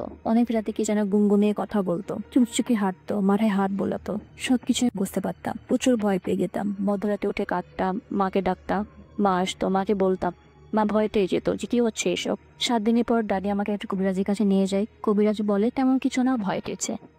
একটা তাবিজ দেয়। তারপর থেকে আমি সেরকম কোনো কিছু দেখিনি। তারপর 8 দিনের মাথায় আমি স্কুলে যাই। স্কুলে যাওয়ার পথে আমার বড় বউ আপু বলে যে তুই স্কুলে যাস না। আমি বললাম কেন? তুই যাস না, ভয় পেয়ে যাবি। আজকে স্কুল থেকে সবাই চলে গেছে, স্কুলের মাঠে মানুষের কঙ্কাল পড়ে আছে। আমার খুব কিউরিওসিটি জাগে, আর আমি বড় বউ একটু সাহসী ছিলাম। আমি চলে যাই। কি হয়েছে দেখে গিয়ে দেখলাম কেউ নেই স্কুলে। মাঠের মাঝখানে 2টা হাড় পড়ে আছে, মানুষের হাত এবং হাড়ের সাথে মাংস লাগানো। আমি খুব অবাক হয়ে যাই যে আশেপাশে তো কোনো গোরস্থান নাই, আছে অনেক দূরে, সেখান থেকে এরকম হাড় কেমন পেয়ে পাবে? আর রিসেন্টলি তো কেউ মারা যায়নি। আমি প্রচুর ভয় পেয়ে যাই, বাসায় চলে যাই। দাদিকে বলি, দাদি জানো এই ঘটনা? দাদি আরো বকাঝকা করে, তুই কেন গেলি? পরে যখন ঘটনাটা আমার গ্রামের এক বড় ভাইয়ের সাথে শেয়ার করি যে আমার সাথে কি হয়েছিল, ওই বড় ভাই আমাকে বলে যে মাটির রংটা হট, অনেক সত্য শোনা যায়। কারণ বড় ভাইরা অনেক সময় ধরে স্কুলের মাঠে বসে থাকে, তারা অনেক কিছু শুনতে পেয়েছে। চিৎকার চেঁচামেচি, কান্না। স্কুলের পাশে যে বড়েরা ছিল মাটির রুমটার পাশে, সেখানে অনেক কিছু শুনতে পেয়েছে। ওই পাশে সন্ধ্যার সময় কেউ যাইতো না, ভয় পেত। তারপর থেকে আমি কখনো ওই পাশে যাইনি। ইভেন সেই পেয়ারা গাছে উঠিনি। ওই টিউবওয়েল পাড়ে যাওয়ার সময় খুব ভয় পেয়ে যাইতাম। স্কুলে যতদিন গিয়েছিলাম খুব ভয়ে থাকতাম, খুব ভয় পেতাম। সেই তাবিজটা দেওয়ার পর আমি ওই উপলব্ধি করা করতে পারিনি রুমের মধ্যে কখনো স্থিতি বা কারো গুনগানের শব্দ, কারো হাতে স্পর্শ, কিন্তু প্রচুর ভয় পেতাম। আজও পর্যন্ত আল্লাহর রহমতে কোনো প্রবলেম হয়নি। কিন্তু একটা কোশ্চেন আমার মনের মধ্যে আজও পর্যন্ত করে, সেই স্থানটার কথা, সেই জায়গাটার কথা মনে হলে আজও পর্যন্ত আমার মনে বারবার সেই প্রশ্নটা উঠে দেয়। কিভাবে গিয়েছিলাম সেই জায়গায়? কি নিয়ে গিয়েছিল? কেনই বা নিয়ে গিয়েছিল? আজও পর্যন্ত সে উত্তরটা পায়নি। এই ছিল আমার ঘটনা। সবাই ভালো থাকবেন। আল্লাহ হাফেজ। FM, the night comes alive with grounding force.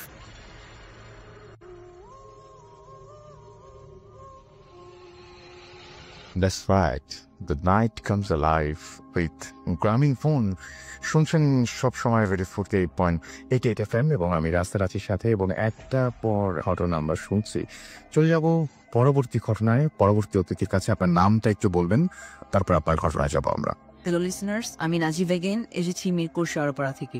ওকে, ঘটনা আমার এই ঘটনাটা আমার একটা কাজিনের সাথে, দূর সম্পর্কের কাজিনের সাথে। কিছু বছর আগে আমরা বাড়িতে গিয়েছিলাম কোরবানি ঈদ করতে। তখন কোরবানি ঈদ যখন করতে গেছি, তখন এই কাজিনের সাথে আমাদের সামনে এই ঘটনাটা ঘটে। সো একদিন ঠিক কোরবানির দিন আগের রাতে আমরা সবাই ঘরে বসে আড্ডা দিচ্ছিলাম। আবার আমাদের বাড়ির সামনে উঠানটা হলো গোল, আশেপাশে আরো অনেকগুলো বাড়ি, ওখানে আমাদের প্রতিবেশীরা। সো আমরা আড্ডা দিচ্ছি, হঠাৎ করে দেখলাম আমার ওই কাজিনটা এসে উঠানের মধ্যে দোপ পরে কান্না, মানে চিৎকার চেঁচামেচি, কান্নাকাটি শুরু করেছে। তখন আমরা দৌড়ে গেলাম, গিয়ে তারপর ওকে জিজ্ঞেস করলাম যে কি হয়েছে, তোমার সমস্যা কি? তখন ওকে যখন একটু শান্ত করা হলো, তখন ও ঘটনাটা বললো। আমি ঘটনা চলে যাই। আমার দাদা আমাদের বাড়ি থেকে একটু সামনে একটা মাদ্রাসা করেছিল। মাদ্রাসার পাশে একটা কবরস্থান, তার সামনে হলো 3টা ওয়াশরুম, আর ওয়াশরুমের পাশেই বড় বড় তাল গাছ কয়েকটা, আশেপাশে আরো গাছ। সো আমার ওই কাজিনটা যখন যাচ্ছিল ওই দিক দিয়ে, তখন ওর হঠাৎ করে একটু ওয়াশরুমের দরকার পড়ে। আরো ওর সাথে আরো 2টা ফ্রেন্ড ছিল ওর। তখন ওর ওয়াশরুমে দরকার পড়ার পর ও ফ্রেন্ডদেরকে বলে যে আমি একটু ওয়াশরুমে গেলাম, তোরা এখানে থাক। সো ও ওয়াশরুমে গেল। এখন ওয়াশরুম থেকে ও ওয়াশরুম সেরে যখন বের হয়েছে, দেখে যে ওর 2টা ফ্রেন্ড এখন ওয়াশরুমে, মানে বাকি 2টা ওয়াশরুমে, ও 2টা ফ্রেন্ড গিয়েছে, এখন ও বাইরে একা। সো ও ফ্রেন্ডের জন্য ওয়েট করতে থাকে। এখন এরকম আশেপাশে তাকাতে থাকে আর কি, এমনি টাইম পাস করার জন্য। এখন হঠাৎ করে ওর চোখটা পড়ে হলো পাশে থাকা তাল গাছের একদম উপরে। এখন ওর তাল গাছের উপর চোখ পড়ার পর ও যা দেখে, ও মানে প্রচুর ভয় পেয়ে যায়। ও দেখে যে একদম তাল গাছের ঠিক উপরে একটা মহিলা বসে আছে, কি দেখতে মহিলার মতোই দেখেছে।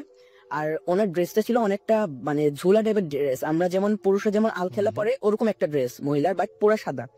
অ্যান্ড সবচেয়ে ভয়ঙ্কর বিষয় হলো মহিলাটার পুরো ফেস, মানে একটু কি বলবো, দেখতে অনেক ভয়ঙ্কর হলেও অনলি কপালটা ছিল একদম টকটকে লাল, পুরা লাল, কপালটা লাল ছিল। হ্যাঁ, শুধু কপালটা একদম লাল।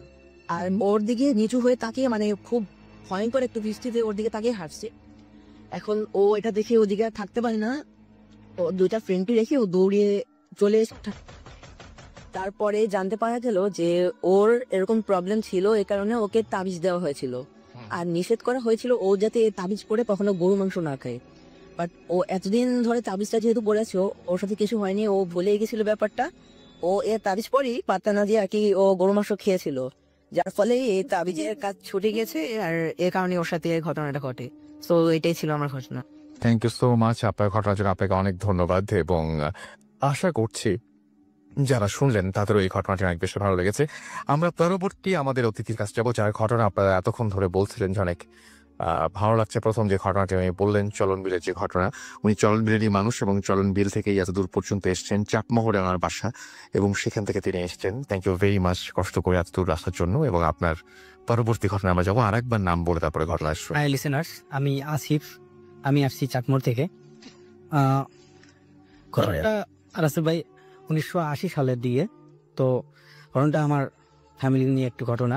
তো আমার বাবা একজন বিজনেসম্যান। তো আমাদের একটা দোকান ছিল আমার পাশে, মানে আমার বাড়ি থেকে 2 কিলো দূরে পাশে একটা গ্রামে আমাদের একটা দোকান ছিল। তো দোকানে মুদি দোকান ছিল।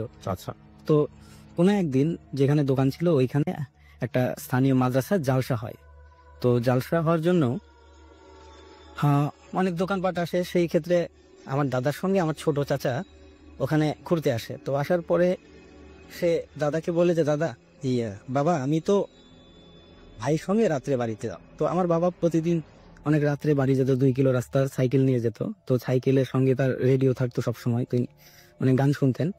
তো এক পর্যায়ে ছোট মানুষ, তো দাদা বলে ঠিক আছে বাবা, তাহলে তোরা 2 ভাই একসাথে আয়। তো বলে দাদা চলে যায়।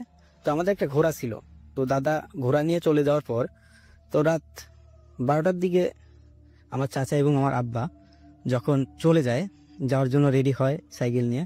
তো একটা কথা বলে রাখি রাসেল ভাই, আমাদের মানে দোকান থেকে বাড়ি যাওয়ার 2 কিলো রাস্তার মধ্যে একটা ফাঁকা জায়গা পড়ে, ওখানে একটা কবরস্থান আছে, ওটা এলাকাটার নাম মিরসাম। তো সে সময় রাস্তাঘাটের অবস্থা খুব খারাপ ছিল। তো যখন আমার বাবা এবং চাচা কবরস্থানে একটু কাছাকাছি আসে, তো আমার বাবা হঠাৎ করে দেখতে পায় যে সামনে একটা ঘোড়া দাঁড়িয়ে আছে, এবং বিষয়টা আমার চাচাও লক্ষ্য করে। তোমার চাচা ছোট মানুষ, সে ভাইকে বলে যে ভাই ঘোড়াটা পুরো এখানে আসছে। তো আমার বাবা আসলে বিষয়টা ভালো করে দেখে যে ঘোড়া দাঁড়িয়ে আছে কিন্তু ঘোড়াটার পা মাটিতে নেই। তো এমন অবস্থায় দেখার পরে তো আব্বার কোনো কিছু মানে বুঝে ওঠার আগেই হঠাৎ ঘোড়াটা ভ্যানিশ হয়েছে, এবং প্রচন্ড জোরে, এত জোরে একটা বাতাস ওখানে আসে যে আমার বাবা এবং চাচা সাইকেল থেকে পড়ে যায়। তো আমার বাবা যখন সাইকেল থেকে পড়ে যাওয়ার পর পিছনে ঘুরে দেখে তার থেকে 5-6 হাত দূরে আমার চাচা পড়ে আছে। তাহলে রাসেল ভাই বাতাসটা এত জোরে ছিল, একটা মানুষ 5-6 হাত দূরে যাওয়াটা অস্বাভাবিক কিছু। তো আমার বাবা দৌড়ে যায়, দৌড়ে যাওয়ার পরে যখন আমার চাচাকে ওঠায় তখন তাকে তার গায়ে প্রচন্ড জ্বর। তো উনি তখন তাকে কোলে নিয়ে 1/2 কিলো রাস্তা দৌড়ে একটা বাড়িতে এসে ওঠে, এবং পরবর্তীতে আমাদের বাড়িতে সংবাদ দেয়, তাকে নিয়ে যায়। তো সবকিছু এখানেই শেষ হয়ে যেতে পারতো কি, থেকে আমার চাচা কিছু অ্যাবনর্মাল টাইপের কিছু ঘটে, মানে হঠাৎ সেন্সলেস হয়ে যায়, আবল তাবল কিছু কথা বলে। আমার চাচা একটা হুজুর টাইপের লোকের কাছে যায়। তো উনি বলেন যে আমার চাচাকে একটা জিনে ভর করছে। আচ্ছা, তো তারপরে উনি বলেন যে সলিউশন হিসেবে উনি বলেন যে আমি তো 4টা পেরেক, মানে আমাদের এলাকাকে একটা পেরেক বলি, লোহা টাইপের। তো এই পেরেকটা উনি পরে দিবেন, মানে দোয়া কালমা দিয়ে পরে দিবেন, বাড়ির চতুর্দিকে ওটা হজরে আজানের সময় গর্ত করে পুঁতে রাখতে হবে। তো যখন এই কথা বলেন, তো পরবর্তী দিনে হজরে আজানের সময় আমার মেজো চাচা এবং আমার আব্বা কাজটা করে, তখন বাড়িতে আর কোনো প্রবলেম দেখা দেয় না, সবকিছু ঠিকঠাক ছিল। তো কিছুদিন যায়, এমনকি আমার চাচা বাড়ির বাইরে বের হলে কিন্তু প্রবলেমটা আবার ওরকমই হয়ে যায়। তো সে বাড়ির বাইরে বের হওয়া বন্ধ করে দেয়। তো এভাবে 2 বছর কেটে যায়। 2 বছর কেটে যাওয়ার পর সবাই সবকিছু ভুলে যায়। তো কোনো একদিন আমার বাবার নানার বাসা, মানে আমাদের যে এলাকার দোকান সেই এলাকাতেই, তো সেখানে যখন আসে, মানে পিঠাটা খাওয়ার একটা অনুষ্ঠান ছিল, তো গ্রামে তো পিঠাটা খায়। তো এই জন্য তারা সবাই ওখানে আসে, আসার পরে পিঠা খায়। পিঠা খেয়ে যখন যেতে যেতে অনেক রাত হয়ে যায়, মহিষের গাড়ি করে যেতে হয়, এবং রাস্তা ওই একটাই রাস্তা, ওই কবরস্থানটাই পড়ে। তো সবাই ভুলে যাওয়ার পরেও যখন আমার চাচাকে নিয়ে কবরস্থানের ওখানে যায় গাড়িটা, আবার সেই প্রচন্ড বাতাস, এবং এক পর্যায়ে মহিষের গাড়িটা, মহিষ মাটিতে শুয়ে পড়ে, এবং কিছুক্ষণ পর বাতাস থেমে গেলে তো তার সামান্য পথ যাওয়ার পরেই আমার চাচা ওখানে মারা যায়। আচ্ছা, এই ছিল আমার ঘটনা রাসেল ভাই।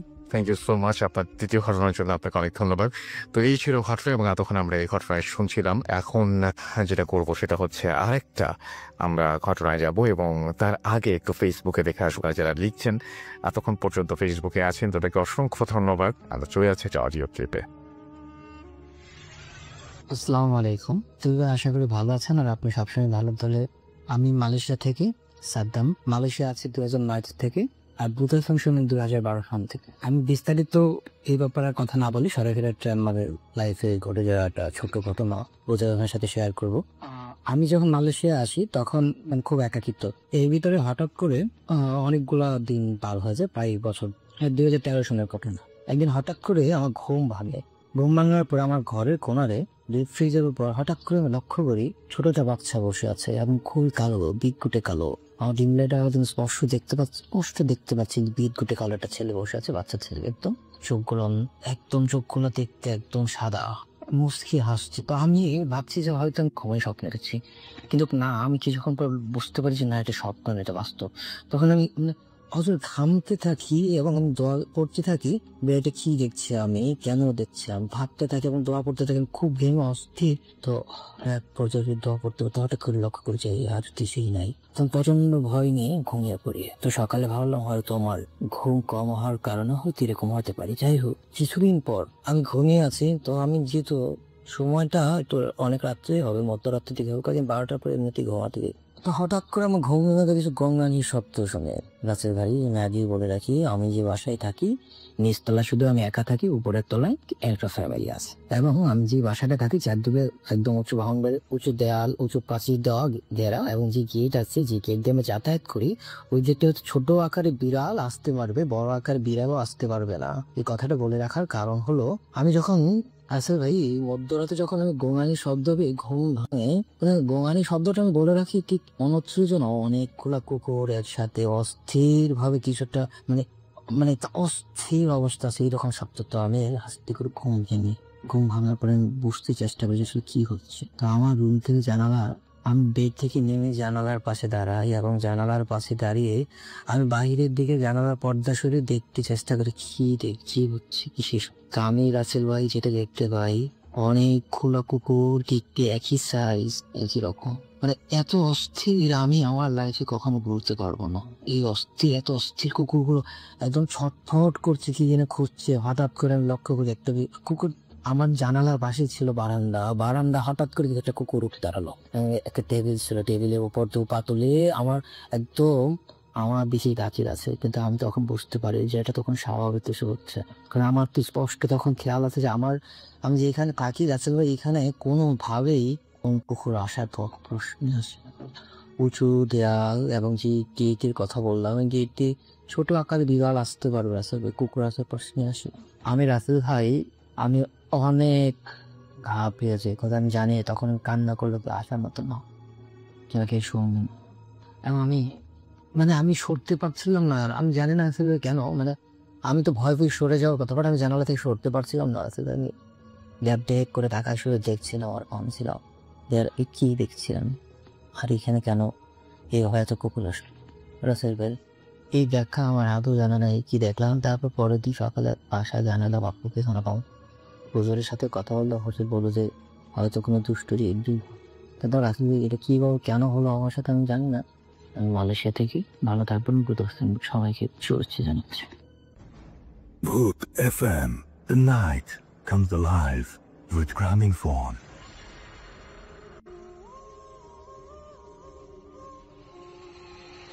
That's right. The night comes live with Grammingphone. শুনছেন সবসময় রেডিও 40 রাত 1:15 ঘড়ি বলছে, এবং এই মুহূর্তে আমি আপনাদের নিয়ে যাচ্ছি আরো একটি ঘটনা। এটা একটা আপনাদের পাঠানো ঘটনা, এবং সেই ঘটনাটি আমি একটু পড়ে শোনাবো আপনাদেরকে। তো আমি সরাসরি ঘটনায় চলে যাচ্ছি। ঘটনাটি যেভাবে লিখেছেন ঠিক সেভাবেই পড়ছি। আসসালামু আলাইকুম রাসেল ভাই, কেমন আছেন জিজ্ঞেস করবো না, জানি আপনি ভালোর দলে। আমি ফুতাফিল্মের একজন নিয়মিত শ্রোতা। আমার কাছে অনেকগুলো ঘটনা আছে যা অনেক দিন যাবৎ ফুতাফিল্মে পাঠাবো ভাবছি, কিন্তু সময়ের অভাবে সম্ভব হয়ে উঠছিল না। কিন্তু আমার বন্ধুর উৎসাহ এবং অনুপ্রেরণায় লিখে পাঠালাম, ঘটনাগুলো পড়ে শোনাবে। ঘটনাটি বরিশালের বরগুনা জেলার সঙ্গত কারণে আমি এলাকা এবং এলাকার নাম উল্লেখ করছি না। এটা 1990 সালের দিকের ঘটনা, যখন কিনা আমি পৃথিবীর আলো দেখতে পাই। পরবর্তীতে আমি আমার কাজিনের কাছে শুনি ঘটনাটি ঘটেছিল আমার মায়ের সাথে, আমার প্রথম স্ত্রী, যিনি বিয়ের 40 দিন পর মারা যান। তবে তার মৃত্যু হয়েছিল খুবই অস্বাভাবিকভাবে। বলে রাখা ভালো রাসেল ভাই, তার উপর জিনের আসর ছিল। বিয়ের আগের দিন তিনি 10টা মেয়ের মধ্যে স্বাভাবিক ছিলেন, কিন্তু বিয়ের পর থেকেই তিনি অদ্ভুত আচরণ শুরু করেন। যেমন মাঝে মাঝে তিনি অন্য একটা কণ্ঠে কথা বলতেন, এমনকি নারিকেল গাছ সহ বিভিন্ন আকারের গাছের উপরে উঠে তিনি যে কোনো সময় বসে থাকতেন। স্বাভাবিক না, এত বড় উঁচু গাছে এমনিতে কারো ওঠাও সম্ভব না। এমনিভাবে কিছুদিন চলার পর হঠাৎ তিনি গোসল করতে যান তিনি, এবং তার রুমে ঢুকে দরজা জানালা সব বন্ধ করে দেন। তিনি দেখেন যে দাদা দাদি সহ পরিবারের সবাই মনে করছেন হয়তো বা তিনি কাপড় চেঞ্জ করার জন্য বা গোসল করতে ভেতরে ঢুকেছেন। এভাবে কয়েক ঘন্টা পার হওয়ার পরেও উনি বের হন না, এবং যখন বের হচ্ছে না তখন তাকে অনেক ডাকার পরেও এবং কোনো শব্দও আসছে না, তখন তারা সবাই দরজা ভেঙে ভেতরে ঢুকে দেখলেন যে আমার সেই মা অর্থাৎ আমার বাবার প্রথম স্ত্রী, তিনি গামছা পেঁচিয়ে দুই দিকে দুই হাত দিয়ে শক্ত করে দাঁড়িয়ে আছেন। দেখে মনে হচ্ছে আমার চাচি দৌড়ে গিয়ে তার গলা থেকে গামছাটা খোলার চেষ্টা করলেন।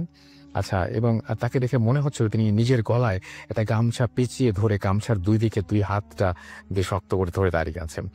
এবং আমার চাচি সেটা খুলে ফেলেন, এবং খুলে ফেলার পর হাত সাথে মাটিতে পড়ে গেল। এবং সাথে সাথে ডাক্তার দেখা হলো, যেহেতু শ্বাস প্রশ্বাসে বন্ধ চলে, ডাক্তার বললেন যে উনি মারা গেছে। তাই যথারীতি ওনার দাফন কাফনের ব্যবস্থা করা হলো, এবং ওনার বাড়ির পাশের এক পুকুর পাড়ে ওনাকে কবর দেওয়া হলো। উনি মারা যাবার 3 দিন পরে ওনার ভাই অর্থাৎ আমার মামা আমার দাদাকে এসে বলছেন যে আমার বোন মারা যায় নাই, ও প্রতিদিন আমার সাথে আমাদের বাড়ির তাল গাছ তলায় দেখা করে আর আমাকে বিভিন্ন রকমের ফ্রুটস খেতে দেয়। এই কথা শুনে আমার দাদা ওই এলাকার একজন কবিরাজের সাথে পুরো ঘটনাটা খুলে বলেন, এবং ওই কবিরাজ জিন বশ করতে পারতেন এবং তিনি জিন দ্বারা গঠিত সমস্যার সমাধানও করতে পারতেন। সবকিছু শোনার পরে ওই কবিরাজ হুজুর আমার দাদুকে বলেন যে ওনার কবরটা খুঁজতে এবং লাশ আছে কিনা দেখার জন্য, এবং তার কথা মতো কবর খোঁড়া হলো। কিন্তু যে আশ্চর্যের বিষয়, কবরের ভেতরে লাশ চাটাই, এক কথায় সবই ছিল, শুধু সেই লাশ চেপে, অর্থাৎ আমার মায়ের মরদেহটি নেই। এটা দেখার পর ওই কবিরাজ দাদাকে বললেন যে উনি মারা যায়, উনি ঠিক মানে ওনাকে জিনরা উঠিয়ে নিয়ে গেছে, এবং যদি কিনা ওনার এবং মনে কিছু প্রসেস বলতেন, সেই প্রসেসে বললেন যে যদি কেউ একজন ওনার জানাজার নামাজ যদি ঠিক মতন হতো, বা জানাজার নামাজ যদি ওনার বাবা উপস্থিত থাকতেন, তাহলে হয়তো জিনরা এটা করতে পারতেন না, এরকম একটা ব্যাপার বলে। এবং আশ্চর্যের বিষয় হচ্ছে যে আমার মা এখন তার পরিবারের সবার সাথে, বিশেষ করে তার ভাইয়ের সাথে প্রায় বিভিন্ন সময় দেখা করতে আসেন, এবং এভাবে দেখা দিয়েছেন, এবং সবাই তারা মনে করেন দিয়ে হয়তো মারা যান নাই, এরকম একটা ব্যাপার। খুবই অদ্ভুত একটা ঘটনা। এবং আমি চেয়েছিলাম, শিহাব লিখেছেন এই ঘটনাটি, শিহাব যদি সম্ভব হয় আমি কোনো একটা দিন শিহাব আপনাকে নেক্সট উইকে ওইটা হতে পারে হয়তো ফোন দিব, এবং ফোনে আপনি ব্যাপারটা আরো বিস্তারিত হয়ে বুঝিয়ে বলতে পারবেন। আমার কাছে মনে হচ্ছে ঘটনাটি খুবই অন্যরকম, যে একজন মানুষ মারা যাবার পরেও তিনি বিভিন্ন জনের সাথে দেখাতে যান এবং সবাই মনে করেন যে তিনি মনে হয় বেঁচেই আছেন। এটা খুবই অদ্ভুত একটা ব্যাপার। তো যাই হোক, আশা করছি এই ঘটনাটি আপনাদের ভালো লেগেছে, এবং আমরা এখন যেটা করবো, সরাসরি আরেকটা অডিও ক্লিপে যাবো, সেটা শুনবো। সেই পর্যন্ত, ফিরে আসা পর্যন্ত আশা করছি আমার সঙ্গেই থাকবেন।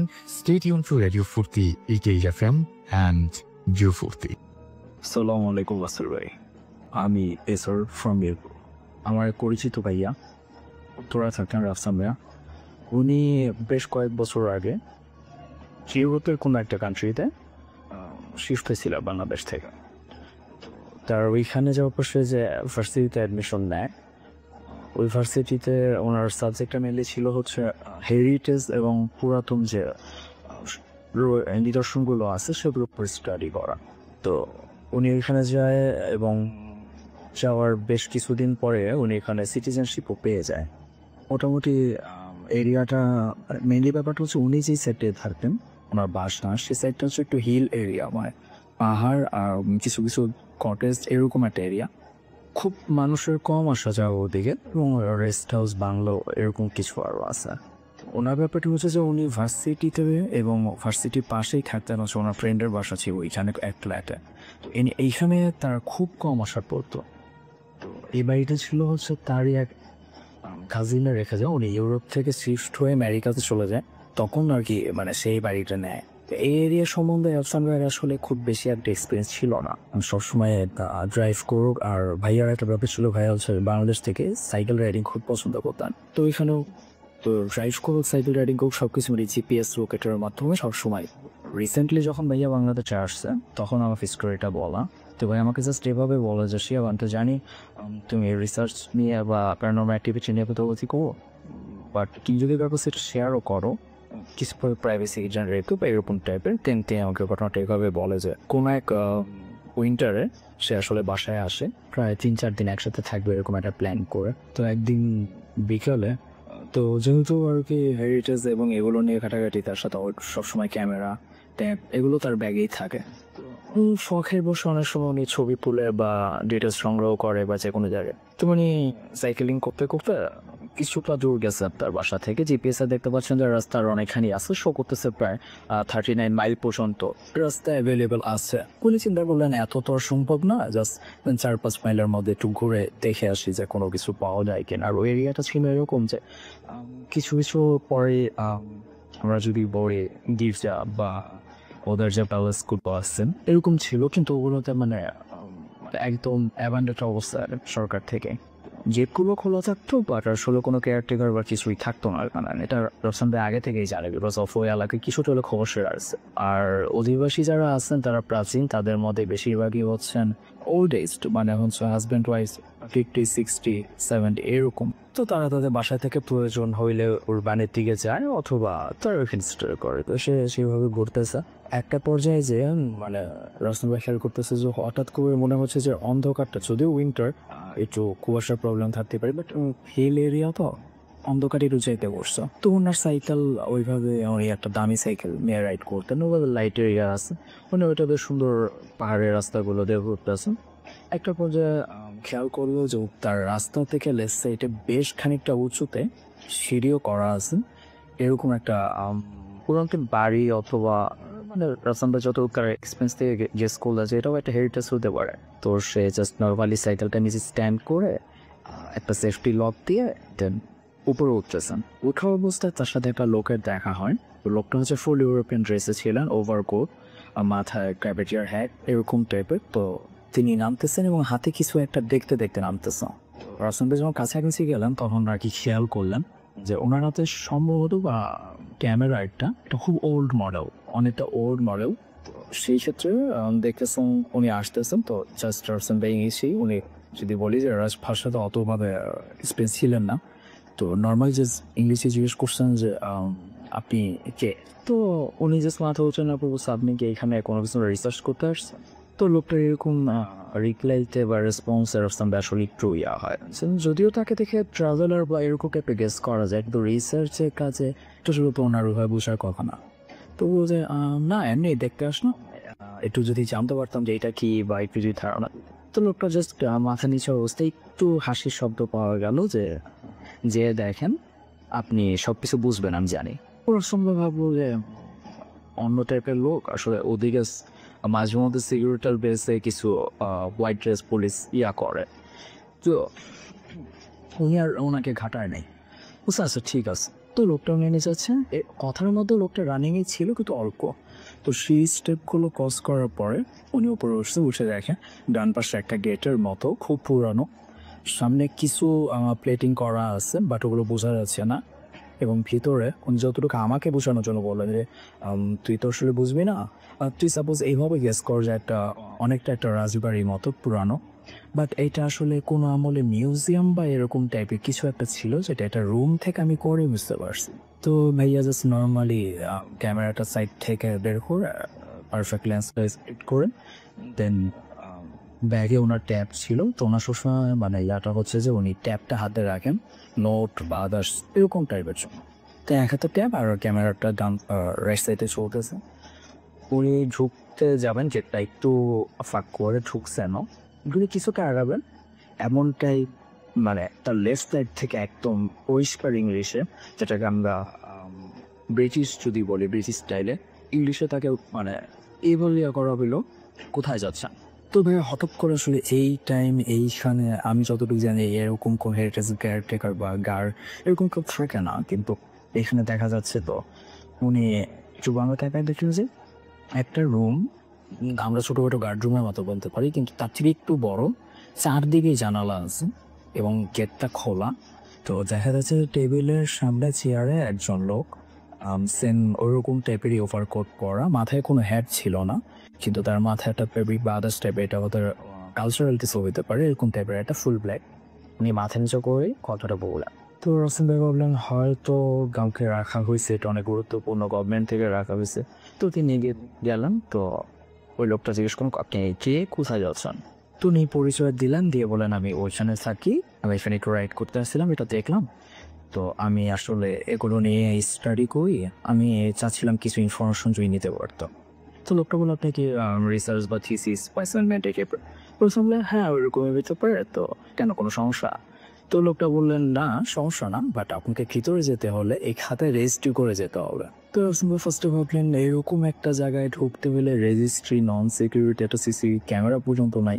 আর আসলে উনি তখন সবেমাত্র সিটিজেনশিপ পাইছেন, তো মাথায় একটা চিন্তা ছিল, কারণ ইউরোপ কান্ট্রিতে সিকিউরিটি সিস্টেম আসলে আপনি জানেন, যে কোনো কোয়েরিতে রেজিস্ট্রেশন বুক অবশ্যই টান দেওয়া হয়, আর ওইখানে রেজিস্ট্রেশনে মানে স্টেট বুকে ভুল পাল্টা লেখার মতো কোনো সুযোগ নাই, আর সাধারণত তারা এটা করেও না। তো ফর্মালিটির জন্য তো রাসুলভাই চিন্তা করলেন যে কেন এখানে রেজিস্ট্রেশন করতে হবে, কারণ আমি তো এমনি দেখতে পারি। তো তখন লোকটা বললো যে মাথা নিচা পুরো অবস্থাতেই একইভাবে বলছেন যে এইখানে যারা ঢুকে তাদের সবাই রেজিস্ট্রি করতে হয় এবং এটাই ফাইনাল রেজিস্ট্রেশন। এই কথাটা বলবো সেটি স্মুথ হাসছে, তো আসলে বুঝতে পারছে সাউন্ড থেকে, কারণ একবারে নিরিবিলি জায়গা ছিল, ছোটোর কোনা থেকে একটু স্মিত হাসি বেরোলে যে সাউন্ডটা, সেই সাউন্ডকে উনি বুঝছে। বলছে উনি বলতেছে যে আচ্ছা ঠিক আছে দেন খাতাটা নেন। রাসেল ভাই যখন খাতাটা দিল, ওই লোকটা জাস্ট মাথা নিচু অবস্থাতে সে ডান হাতটা দিয়ে খাতাটা আগায় দিল, ফেসটাও খুলে দেন এই যে কোন পেজে করবে, এবং রাসেল ভাই দেখলেন যে আমাদের দেশের মধ্যে আর কি ওই বুকের মধ্যে পেনটা রাখা। তো তিনি বুঝলেন এই পেজে লিখতে হবে, উল্টেন। তো দেখলেন যে পেপারগুলো অনেক পুরনো, মানে আমরা নিউজ প্রিন্ট দিয়েও এটার সাথে কোনো কম্পেয়ার আনতে পারবো। আর সেটা ব্যাপার হচ্ছে কলম, যেটা কলমটা অনেক মোটা, অনেক ভারী, এবং দেখে যতটুকু মনে হচ্ছে যে এটার উপরে কালির কন্টেইনার আছে, এরকম টাইপের একটা কলম। কোনো সময় প্রথমে লিখতে গেলেন কালি আসলো না, মানে অনেক দিকে ছিল অবস্থা, পুরনো কোনো রকম আর কি, মানে খড়গুলো করে কোনো একটা ইয়াতে লিখে দিছা, মানে কলমও বোঝা যাচ্ছে না কোনটা নাম, কোনটা নাম্বার, কোনটা কি।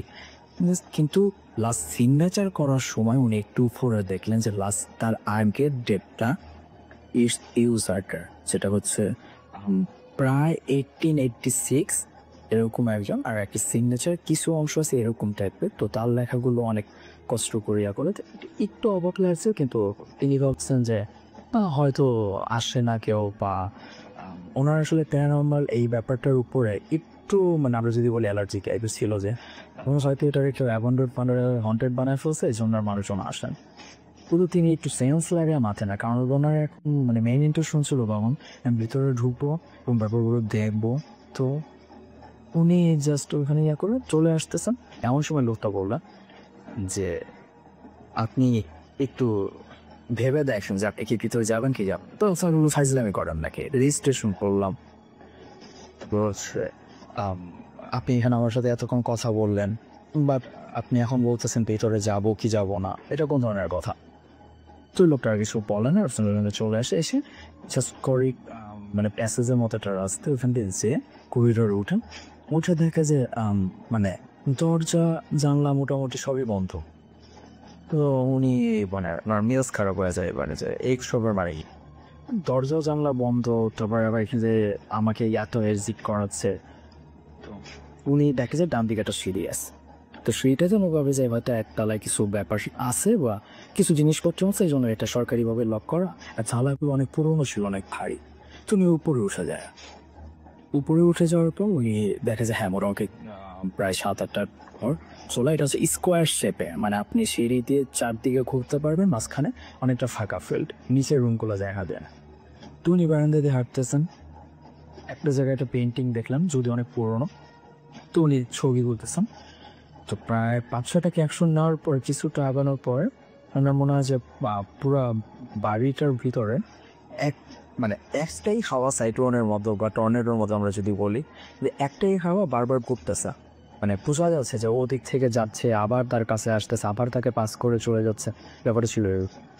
তো তিনি দেখেছেন যে হাওয়াটা যতটুকু দূরে যায় ততটুকুই শত ধুলাবালি গাছের পাতা এগুলো ওড়ে, আর বাড়িটা সম্পূর্ণ আসলে মানে গাছের পাতা ধুলাবালি আরও আদার্স পাখি বাসার জন্য ইয়া করছে এরকম টাইপের অনেক কিছু।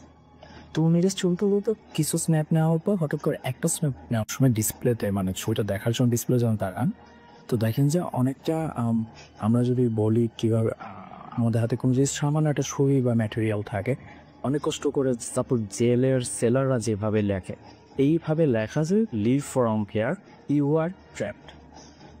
তো ভাইয়া যখন ডিসপ্লেতে দেখে তার ক্যামেরা অনেক হাই রেজলিউশন ছিল, তো তিনি দেখেছে মোটামুটি তার জুম করে যে তুলছেন মোটামুটি প্রায় 20-25 ফিট কর্নার অ্যাঙ্গেলে হচ্ছে ওই প্লেসটা। খেতে যা দেখেন যে ওখানে কিছুই নেই, পেন্টের মতোই আছে, পেন্টের পাশে এরকম কোনো চিহ্ন নেই যেখানে লেখা। আবার গ্যালারিতে চেক করেন, গ্যালারিতে চেক করে দেখেন যে না, গ্যালারিতে ছবিটা সেদিন শুধু প্রিন্ট, আদার্স কোনো লেখা নাই। তো ওই যে বলছিলাম যে উনি ট্যাবের সাথে ওনার সবসময় একটা হটস্পট কানেকশন থাকবেন, তো গ্যালারির ছবিটার সাথে সাথে ট্যাবে সেভ হয়ে দেয়। ট্যাবে যখন ক্লিক করে দেখি তখন দেখি ওইখানে একই অবস্থা, প্রিন্ট আছে, কোনো লেখা নেই। তো ভাবলেন যে এটা হয়তো মোটামুটি জায়গায় এরকম একটা জায়গায় এরকম মোটামুটি থিঙ্ক আসতেই পারে। তো তিনি আরেকটু সময় গেলেন ওরকম আরেকটা পেইন্টের মতোই, তো উনি বুঝতে পারলেন যে এটা হয়তো কোনো অনেক বিখ্যাত ব্যক্তি, এর আগেও দেখছি, তো ওনার ছবিটা এখানে এত সুন্দরভাবে আছে, অয়েল পেন্ট কোনো হচ্ছে নাকি ছবিটা আমি মানে নিয়ে কোনো এডিশন বা আদার্স এইবার টাইপের চিন্তা করে। তো ওনার মাথায় আসলে তখন বাড়িটার থেকে বেশি চিন্তা কিছু পেইন্টের প্রতি শুভা যায়। ওর সাথে ক্যামেরা ছিল, যখন আবার স্ন্যাপ নেন এবার একটু কাছ থেকে, আবার ডিসপ্লেতে দেখুন এবার ও সেম লেখা, কিন্তু লেখার উপরে ব্লাডগুলো একটু তেসরা হয়ে ঝরে পড়তেছে, মনে হচ্ছে কেউ তার নখ দিয়ে লেখছে, নখ ভেঙে ভেঙে রক্ত পড়ছে এরকম। এইবার উনি আর ডিসপ্লেতে দেখার ইয়া না করে উনি চিন্তা করতেছেন এবার আমি হাত দিয়ে ফিল করে দেখব। সেম সামনে গেলেন, এরকম কোনো চিহ্ন নেই, হাত দিয়ে দেখলেন না, এখানে কোনো কালে এরকম কিছু হয়ও নাই, লাইটের রিফ্লেকশন এরকম কিছু হওয়ার মতো উপায় নেই। সেম ক্যামেরা চেক করলেন, ট্যাপ চেক করলেন, সেম অবস্থা, কোনো দেখার মতো কিছু ওইভাবে কিছুই নেই, যা শুধু পেইন্ট। উনি এবার নিচে চলে আসবেন, নিচে চলে আসার সময় উনি সিঁড়ি দিয়ে যে নামলেন তার যে পায়ে ধিপধাপ সাউন্ড, উনি করিডোরে আসার পরও সিঁড়িতে ধিপধাপ সাউন্ড হচ্ছেই। উনি বুঝলেন মাঝে আমি আমার মানে প্রতিদিনেও যদি পাই এতক্ষণ থাকে নাকি, আর সিঁড়ির সাউন্ড কীভাবে প্রতিদিনের, তো পা দিয়ে সাউন্ড করতে হবে। মোটামুটি কাঠের ছিল তো সেটা এই জন্য সাউন্ড ওরকম। তো উনি আর চিন্তা না করুন, চিন্তা করেন যে অন্ধকার প্রায় অনেক হয়ে গেছে, প্রায় ডার্ক হয়ে গেছে, আমার রিটার্ন করতে হবে। আর এর মধ্যে তিনি দেখলেন যে নেটওয়ার্ক একেবারে ডাউন না, কিন্তু যতটুকু আছে ওতে আসলে কল জিরে ঢুকবে না বা এরকম টাইপের একটা নেটওয়ার্ক আছে। এই জিপিএসটাও প্রায় টোটালি ইনকানেক্টিংয়ে আছে। তো উনি চিন্তা করলেন যে এখন আমার লিফট করা দরকার। আবার নামতেছে চলে আসতেছে, সব ভাবতেছেন মনে মনে যে আবার বের হওয়ার সময় কি ওই লোক আবার ডিস্টার্ব করবে, আবার মানে রিসাইন করে যেতে হবে যে আমি এক্সিট করছি, বা সেটা না করে গেলে কি আমি কোনো আইনি ঝামেলা করবো কিনা, এইরকম একটা চিন্তা করতে করতে তিনি আগাছেন।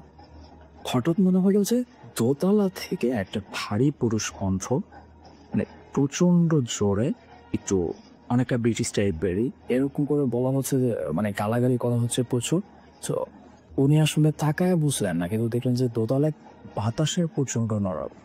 হঠাৎ করে মনে হইল যে একটা লোহার অংশ কিছুটা রেলিং দিয়ে বের হয়েছে।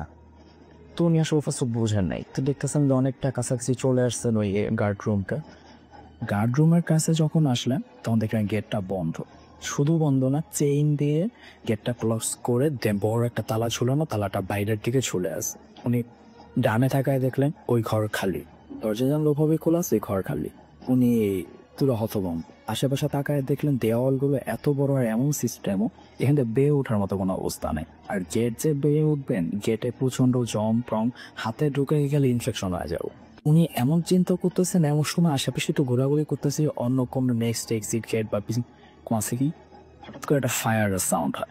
ফায়ারের সাউন্ডটা উনি কোনো আলো ঠালো কিচ্ছু দেখতে পান না, কিন্তু তার মনে হয় যে বারুদের গন্ধ তিনি পাচ্ছেন অনেক প্রকটভাবে, খুব নিয়ারলি দিয়ে গেছে এরকমই মনে হয়।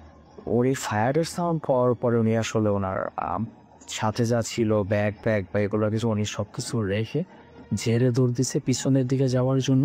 পিছনের দিকে যে জাস্ট দেয়াল একটু ছুটেছে, দেয়ালটা পার হয়ে আর কিছু দূর আগানোর পরে তিনি আসলে মানে উনি ওনার কথা মতে যে আমি হয় একটা সাইনবোর্ড অথবা জাস্ট নোটিস এরকম কিছুর সাথে একটু টিনার টাইপের ছিল, বাড়ি খাওয়ার পরে আমি ঘুরে কিছুটা গড়ায় কোথাও যে পড়তেছি, এরকম অবস্থা আমার সেন্সটা চলে যায়। তো পরে তিনি বলেন যে মানে লোকাল যে পুলিশ ছিল যারা ওইখানে ডিউটি ইনচার্জ ছিল, তারা প্রায় ভোরের দিকে যখন এখান দিয়ে যান তখন দেখেন যে একটা মানে মোটামুটি রাস্তার পাশে একটা সাইকেল ব্রেক করান, আর ওদের দেশে সাইকেলেরও একটা রেজিস্ট্রেশন নাম্বার থাকে।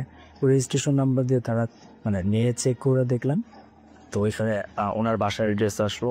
তো ওনার বাসায় গেলেন ওনারা যে এত ভোরবেলা এখানে দেখতেছি না, আর এখানে আসার তো প্রশ্ন ওঠে না, পুলিশের মেন কথা। তো তারা বললেন সাইকেলটা হয়তো তিনি রেখে গেছেন বা বেশ কিছু অথবা প্রবলেম হইতে পারে, এরিয়াটা ভালো না। তো তারা বাসায় খবর নিলেন, বাসায় খবর নিয়ে দেখলেন যে বাসার লক, ওইখানে তো কেউই থাকে না। তারা আশেপাশে খোঁজা শুরু করলেন, আবার গাড়ি রিটার্ন এসে প্রায় 2-3 মাইলের ডিস্টেন্সের রাস্তা। তো এসে দেন আবার যখন দেখলেন যে পাহাড়ের কিছুটা ঢালের অংশ একটা জায়গা, মানে একটা মানুষের 2টা পায়ের মতোই আর দেখা যাচ্ছে। তো তারা আমার উপর 2জন পুলিশ থাকেন, আপনি জানার সালবে একজন গাড়িতে। তারা তাড়াতাড়ি করে উঠেছে, তার এই অবস্থান পাইছে তার মাথা পাটা এক কোনা প্রচুর ব্লিডিং হয়েছে এবং রক্ত জমে কালো হয়ে গেছে, যেটা অনেকক্ষণ আগে। আর তার নিঃশ্বাস হয়ে গেছে। তারা প্রাথমিক ফার্স্ট এডের জন্য তারা ট্রিট যতটুকু তারা হসপিটালে নিয়ে যান। দেন উনি আর কি সব কিছু জানালেন আসার পরে তিনি যখন আসেন, এবং সবচেয়ে বড় কথা হচ্ছে যে ওই পুলিশ বা যারা ছিলেন এখানে ডিফেন্স, তারা কোনো ক্যামেরা ট্যার কিছু পায় নাই। তার সাথে পকেটে যে ফোনটা ছিল, শুধু ফোনটাই সাথে ছিল, হাতে ঘরে এগুলো ছিল, বাট আদার্স কিছু মানে কোনো ব্যাগও না, ক্যামেরা ট্যাব কিছু না। ওগুলো পরে আসলে অনেক প্রসিকিউটরের মধ্যে খোঁজা হয়েছে, বাট ওগুলোর কোনো পাওয়া যায়নি। এবং ওগুলো লাস্ট জিপিএস যে রেকর্ড বলে, সেগুলো তার সাইকেল যেখানে ছিল সেই পর্যন্ত লাস্ট জিপিএস রেকর্ডে, এরপর আর কোনো জিপিএস এখানে কাউন্ট হয়। তিনি যখন আসলে তার ফ্রেন্ডরা আসলেন, তাকে হসপিটাল থেকে করে, তারপর তিনি সুস্থ হইলেন। ওই এলাকায় আবার তিনি গেলেন এবং কিছু একটা দোকানের মতো পাইছেন শপ, এটার আমরা মানে ওনাদের দেশে প্রপারি শপ বলে। তো ওইখানে যে তিনি একজন বৃদ্ধকে পাইছেন, কিছু কেনার উছিলায় তার এই ব্যাপারে একটু জিজ্ঞাসা করলো, ঘটনাটাই মোটামুটি করে বললো। তুরি বললো যে আসলে ব্যাপারটা হচ্ছে এত ডিপলি আমরা কিছুই জানি না, তবে হ্যাঁ এর আগেও প্রায় 4 থেকে 5টা মানে লাশ পাওয়া গেছে তার ঠিক আগের পর একটা জায়গায়, এবং আপনার সাইকেল থেকে কিছুটা সামনে উপরের দিকে।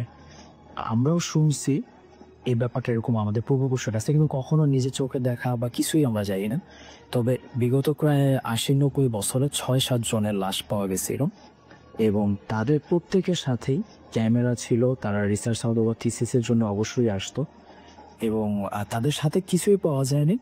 তাদের কারো বুকে কারো পিঠে গুলির ক্ষতস্থানের চিহ্ন থাকলেও পুলিশ আজ পর্যন্ত একটা বুলেটও পায় নাই, বা আদার্স কি দিয়ে হার্ম করা হয়েছে এরকম কিছু ওখানে খুঁজে পায় নাই। ব্যাপারটা লোকাল পুলিশ জানলেও আপনার এরিয়াটা একটু আগে পিছিয়ে হওয়ার কারণে আসলে তারা ওই সন্দেহে নেয় নাই, বলছে যে আপনি আমার সাইকেলের কুকুরে যে নামতে যে এভাবেই আবিসান, আর আপনি যেগুলো বলতেছেন ওগুলো আপনার স্পিকিং মেমোরিজ। তো উনি কথাটা ওইভাবে শুনে তো বলে যে আর কেউ কি জানে, তবে সেইখানে খুব পুরাতন যারা আছে তারা জানে। তবে একজন লোক আছে, তার কাছ থেকে আমরা কিছুটা শিখছি আর শুনছিলাম, সে হচ্ছে চার্চের পাদ্রি অথবা এরকম টাইপের কিছু, তিনি এখন নাই।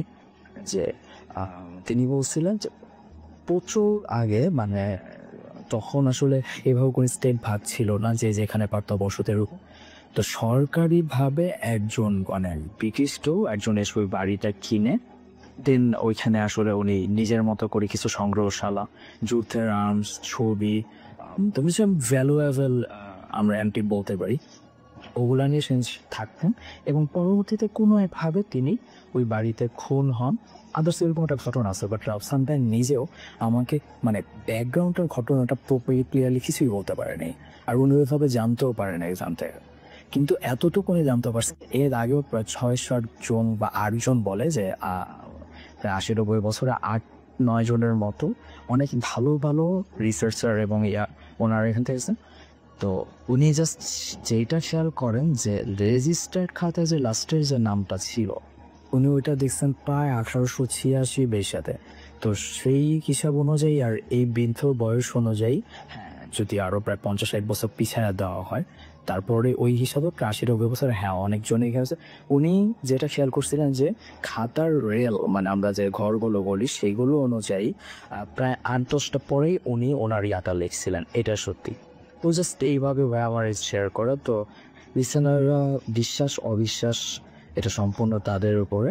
আমি এখনো বিশ্বাস অবিশ্বাসের গান করা এই ঘটনাকে দাঁড় করাই এই কারণে, কারণ ভাই যদি আমি ফেস করতাম, আমি অন্তত চেষ্টা করতাম না কাউকে এটা বিলিভ করাইতে। মানে এটা বিলিভ করানো আসলে টু টাফ। যদি কারোর সাথে হয়ে থাকে একমাত্র সেই বুঝবে। তো রাসেল ভাই, এই ছিল ঘটনা আজকের মতো। যদি ভালো লাগে শেয়ার করবেন লিসেনার সাথে। আল্লাহ হাফেজ, আসসালামু আলাইকুম।